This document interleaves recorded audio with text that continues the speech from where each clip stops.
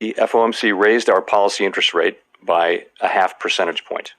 We continue to anticipate that ongoing increases will be appropriate in order to attain a stance of monetary policy that is sufficiently restrictive to return inflation to 2% over time. In light of the cumulative tightening of monetary policy and the lags with which monetary policy affects economic activity and inflation, the committee decided to raise interest rates by 50 basis points today, a step down from the 75 basis point pace seen over the previous 4 meetings.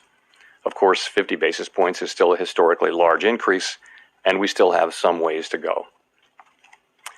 As shown in the SEP, the median projection for the appropriate level of the federal funds rate is 5.1% at the end of next year, a half percentage point higher than projected in September.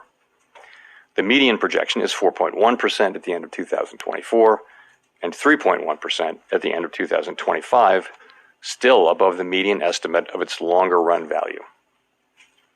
Of course, these projections do not represent a committee decision or plan, and no one knows with any certainty where the economy will be a year or more from now.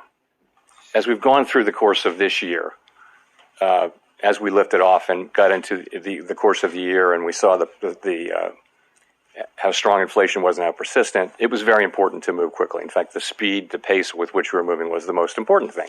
I think now that we're coming to the end of this year, we've raised 425 basis points this year, and we're into restrictive territory. It's now not so important how fast we go. It's far more important to think, what is the ultimate level? And then at a certain point, the question will become, how long do we remain restrictive? That will become the most important question. But I would say the most important question now is no longer the speed.